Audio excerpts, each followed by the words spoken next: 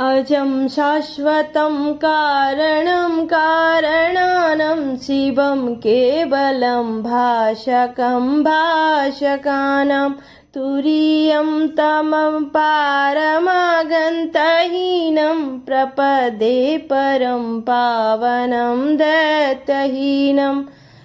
नमस्ते नमस्ते विभो विश्वमूर्ते, नमस्ते नमस्ते चिदानन्दमूर्ते, नमस्ते नमस्ते तपोयोगगम्यं, नमस्ते नमस्ते श्रुतिज्ञानगम्यम्।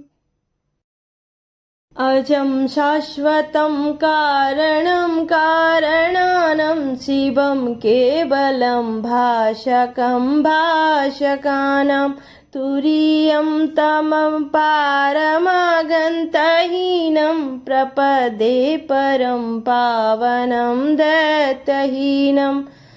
नमस्ते नमस्ते विभो विश्वमूर्ते, नमस्ते नमस्ते चिदानन्दमूर्ते, नमस्ते नमस्ते तपोयोगगम्यं, नमस्ते नमस्ते श्रुतिज्ञानगम्यम्।